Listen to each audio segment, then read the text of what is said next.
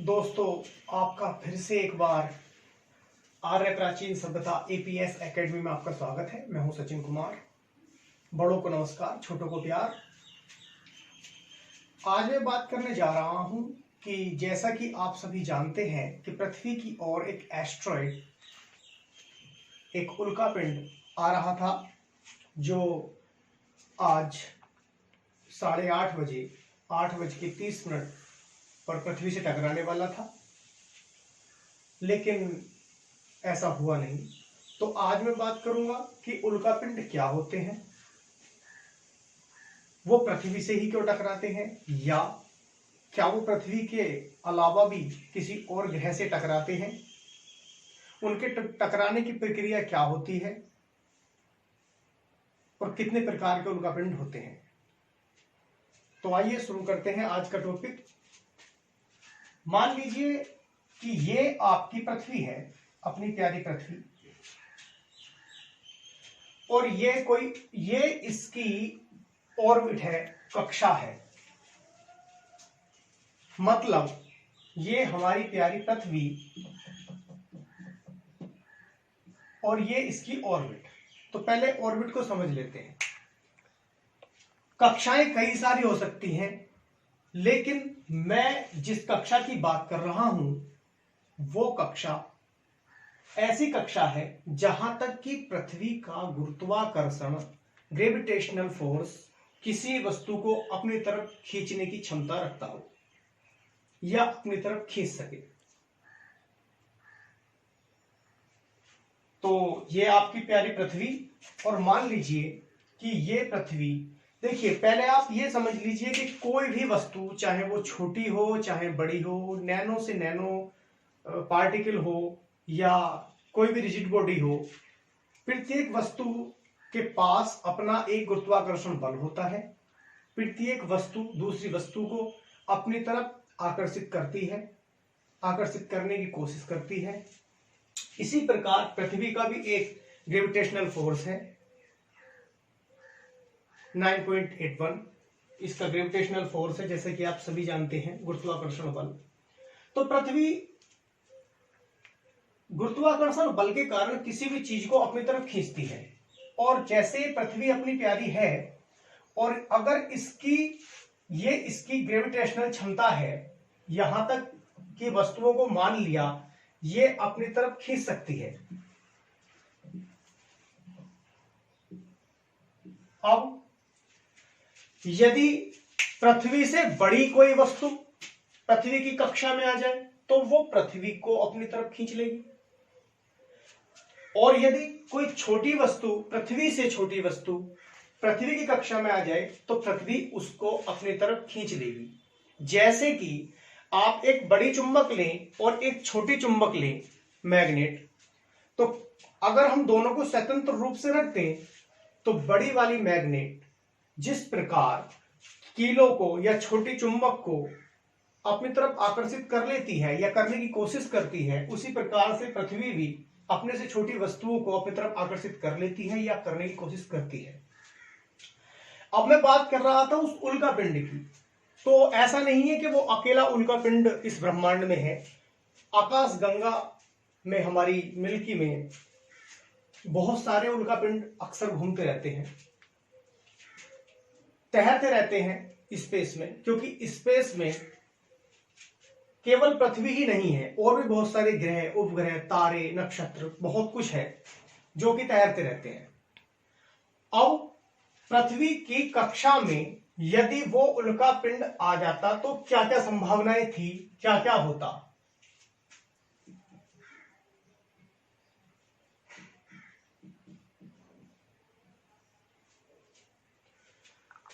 पृथ्वी की कक्षा में यदि उल्कापिंड ये आ जाता तो क्या क्या संभावनाएं थी, क्या क्या हो सकता था। देखिए, माना जा रहा है और बताया जा रहा है, जैसा कि नासा के वैज्ञानिकों ने और अलग अलग एजेंसियों ने भी बताया है, कि वह उल्कापिंड लगभग हिमालय पर्वत के बराबर बड़ा है। हिमालय पर्वत के बराबर बड़ा कोई पिंड या कोई रिजिड बॉडी यदि पृथ्वी से टकराए तो क्या क्या हो सकता है। मान लीजिए कोई बॉल है, एक बॉल है, क्रिकेट बॉल,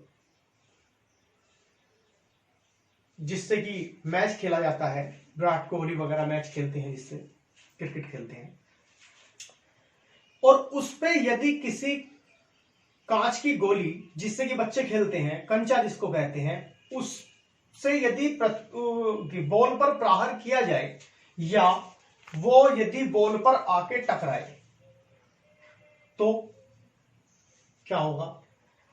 हमको लग रहा है कि उससे कोई प्रभाव नहीं पड़ेगा, लेकिन पृथ्वी के सापेक्ष, पृथ्वी के हिसाब से हमारा अस्तित्व बहुत कम, हम बहुत छोटे हैं। जिस प्रकार एक बॉल पे यदि कोई चींटी चढ़ जाए, उससे भी कम अस्तित्व पृथ्वी के अनुसार हमारा है। यानी कि यदि स्पेस से हम देखें तो चीन की दीवार, हिमालय पर्वत, रॉक इंडीज, ये सब चीजें दिखाई दे जाती हैं। भारत भी दिखाई दे जाए, भारत का पूरा मैप दिखाई दे जाए, लेकिन इंसान खड़ा हुआ दिखाई नहीं देगा।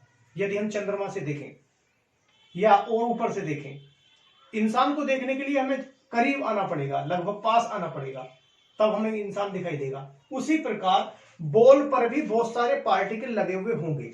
अब यदि मानो ये इससे टकराया तो क्या होगा? यदि ये पृथ्वी घूम रही है लगातार अपने अक्ष पर 23.5 डिग्री पृथ्वी झुकी हुई है, जैसे कि आप जानते ही हैं, अपने अक्ष पर 23.5 डिग्री झुकी हुई है पृथ्वी, और पृथ्वी लगातार घूम रही है सूरज के चारों तरफ भी और अपनी धुरी पर भी, अपने अक्ष पर भी पृथ्वी लगातार घूम रही है और सूर्य की परिक्रमा भी पृथ्वी कर रही है। तो अब ये उल्का पिंड पृथ्वी के यदि पानी वाले हिस्से पर टकराया, जैसे कि आप जानते हैं कि पृथ्वी पर ही समुद्र है, और समुद्र में यदि आके ये उल्का पिंड गिरता तो हिमालय पर्वत के बराबर बड़ा कोई पिंड या उससे कुछ छोटा या उससे कुछ बड़ा यदि किसी भी समुद्र में, अटलांटिक महासागर, आर्टिक सागर, अंटार्कटिक सागर, प्रशांत महासागर, हिंद महासागर, बंगाल की खाड़ी, अरब सागर, तैतीस सागर या काला सागर, लाल सागर, मृत सागर, किसी भी सागर में या किसी भी खाड़ी में आके यदि गिर जाए तो आप कल्पना ही कर सकते हैं कि क्या होगा। यदि ऐसे मानिए जैसे कि एक थाली में पानी भरा हुआ हो और उसमें यदि कंचा भी आके गिर जाए तो पानी, हमें लग रहा है कि पानी कुछ कम मात्रा में ऊपर उठा, लेकिन मनुष्य के हिसाब से वो सुनामी ला देता। पृथ्वी पर यदि पानी में वो उल्का पिंड गिरता तो सुनामी आने में कोई संदेह नहीं था। यानी कि समुद्र के किनारे बसे हुए लगभग 20-20, 50-50 किलोमीटर दूर तक बसे शहर, गांव, कस्बे सभी काल के गाल में समा जाते, इसमें कोई संदेह नहीं है। दूसरी स्थिति क्या है? पहली स्थिति तो हो गई कि यदि वह पानी में गिरता, यदि पानी में गिरता तो आपको पता ही है क्या होता कि सुनामी, समुद्र अपनी सीमाएं लांघ जाता, शहर की तरफ चलने लगता पानी बहुत तेज गति से, जिसके बहाव में जो भी कुछ आता वो सब सत्यानाश हो जाता, सब कुछ तहस नहस हो जाता। दूसरी स्थिति, यदि वह पानी में ना गिर के, मतलब समुद्र में ना गिरकर, मतलब ओशियन में ना गिरकर, यदि वो लैंड पे गिरे, धरती पे गिरे, जमीन पे गिरे, तब क्या होगा? दूसरी स्थिति,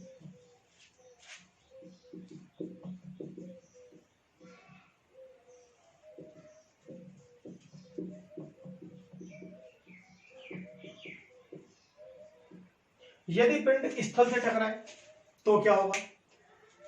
जब स्थल से वो हिमालय पर्वत के बराबर कुछ छोटा या कुछ बड़ा पिंड यदि पृथ्वी से टकराता और पृथ्वी के स्थल भाग से टकराता, मान के चलो कि वह किसी एक शहर के ऊपर गिरता, तो उस शहर का सत्यानाश होता ही, वो सारा शहर तहस नहस हो जाता, जमींदोज हो जाता,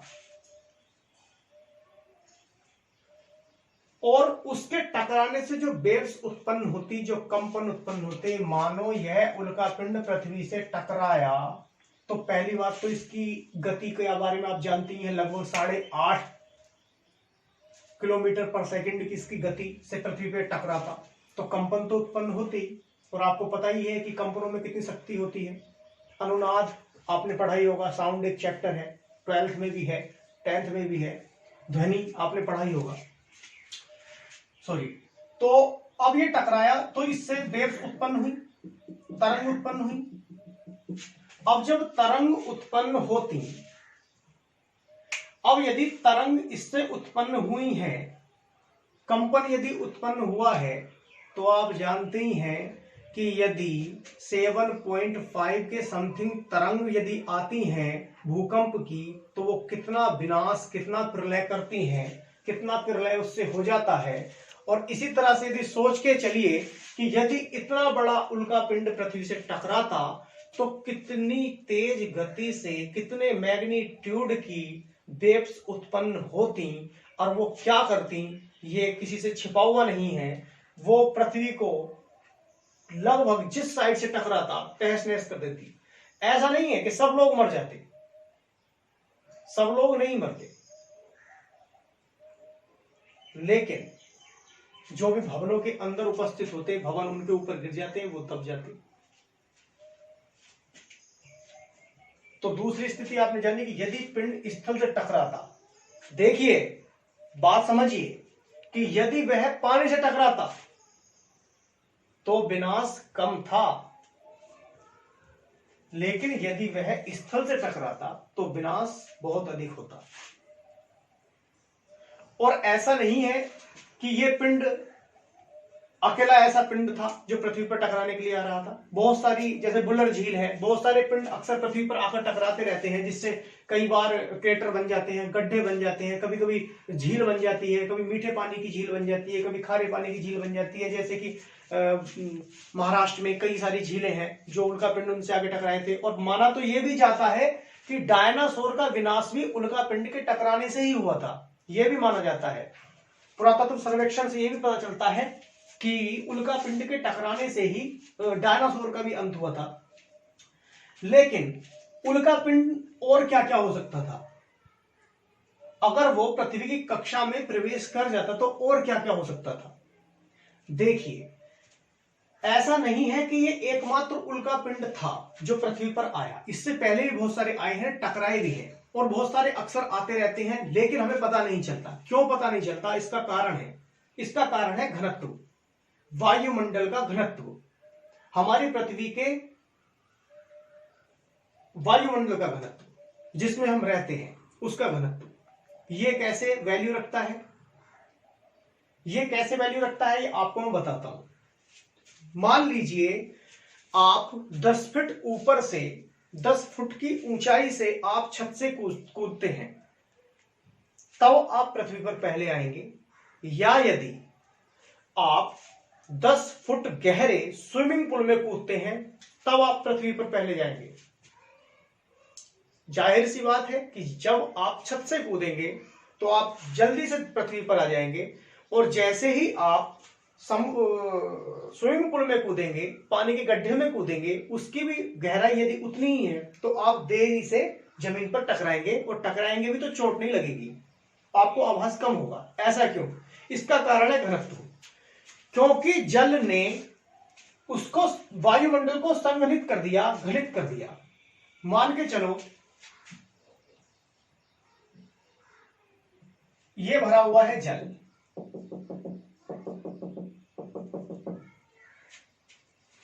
और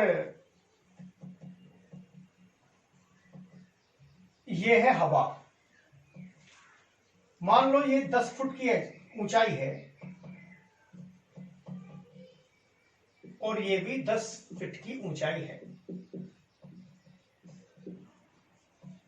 और ये भी 10 फीट की ऊंचाई है।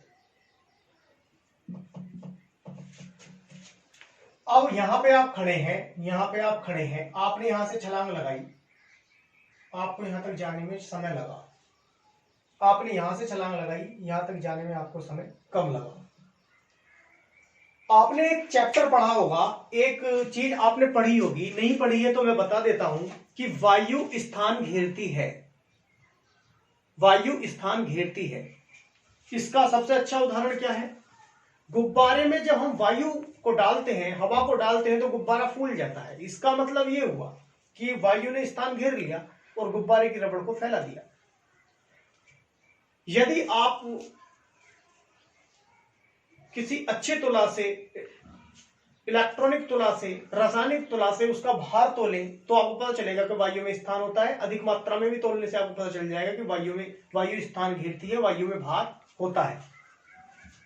अब वायु ने, ये पृथ्वी की कक्षा है, माना यहां पर वायु है, ये आपकी यहां पे वायु है,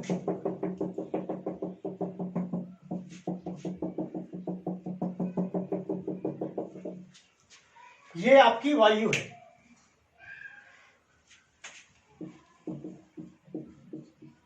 वायुमंडल है, एटमॉस्फेयर है, वायुमंडल है, वायुमंडल। अब उल्का पिंड ने हमारे वायुमंडल में प्रवेश किया तो क्या क्या हो सकता है। देखिए, जब उल्का पिंड हमारे वायुमंडल में प्रवेश करेगा तो वायु के कण उससे टकराना शुरू कर देंगे। जिस प्रकार जब हम पानी में कूदते हैं तो पानी हमसे टकराता है और हमारी गति को धीमा कर देता है, उसी प्रकार जब उल्का पिंड हमारे वायुमंडल में प्रवेश करेगा तो हमारी वायुमंडल के कारण वायुमंडल के कण उल्का पिंड से टकराना शुरू कर देंगे और उल्का पिंड का टेम्परेचर बढ़ता जाएगा। अब जितनी इसकी अधिक गति होगी, वायुमंडल के कण उतनी ही तेजी से स्क्रैपिंग करेंगे, उतनी ही तेजी से इससे टकराएंगे, उतनी ही तेजी से घर्षण पैदा होगा और घर्षण के पैदा होने से हीट उत्पन्न होती है। जैसे कि आप हाथों को अपने आपस में रगड़िए, जब आप हाथों को आपस में रगड़ते हैं तो आपके हाथ गर्म हो जाते हैं और जब आपके हाथ गर्म हो जाते हैं तो इसका मतलब हाथों को रगड़ने से घर्षण से हीट उत्पन्न हुई। तो इसी प्रकार जब वायुमंडल में प्रवेश किया उल्का पिंड ने और वायुमंडल के कणों ने टकराना शुरू किया उल्का पिंड से पृथ्वी के वायुमंडल के कणों ने, तो इसने हीट कर लिया। अब ये हीट हो गया, अब ये गर्म हो गया। तो कैपेसिटी होती है हर चीज की अपनी कि कितने टेम्परेचर पे वो ब्रेक हो जाएगी, कितने टेम्परेचर पे टूट जाएगी, कितने तापमान पे वो गर्म होकर टूटने लगेगी। अब माना उल्का पिंड गर्म हो गया और वो टूटना शुरू कर दिया, तो कभी कभी ऐसा होता है कि हमारी पृथ्वी में बहुत सारे उल्का पिंड हमारी पृथ्वी की कक्षा में प्रवेश करते जाते हैं और हमको पता ही नहीं चलता है। क्यों पता नहीं चलता है? क्योंकि वो उल्का पिंड जब कोई भी पार्टिकल या कोई भी रिजिड बॉडी या कोई भी बॉडी जब हमारे पृथ्वी की ऑर्बिट में एंटर करते हैं तो वायुमंडल के पार्टिकल्स के कारण, वो स्क्रैटिंग के कारण, हीट होने के कारण वो ब्रेक हो जाते हैं, वो टूट जाते हैं और टूटने के कारण पृथ्वी पर आते आते बचती है धूल धानी धुआं, जो कि हमें पता ही नहीं चलता कि क्या हुआ, कैसे हुआ, कब हुआ, कहां हुआ, इसलिए हमें पता ही नहीं चल पाता है। तो एक कंडीशन ये भी थी, तीसरी कंडीशन, के पृथ्वी की कक्षा तक, पृथ्वी की सतह तक आते आते ये उल्का पिंड ब्रेक हो जाता। ये भी एक कंडीशन थी, क्योंकि बहुत सारे पार्टिकल्स, बहुत सारे पिंड हमारी पृथ्वी की कक्षा में प्रवेश करते रहते हैं, लेकिन हमारी पृथ्वी का वायुमंडल घना है, मतलब संघनित है,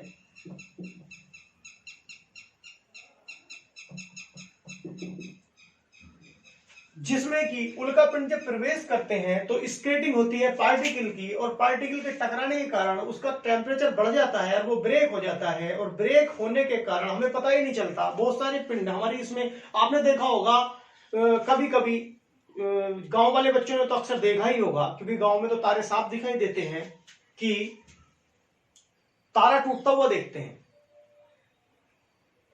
ये घटनाएं अक्सर होती रहती हैं। अंतरिक्ष में हर क्षण, हर पल, हर मिनट, हर सेकंड ये चीजें चलती रहती हैं, हम नोटिस करें या ना करें।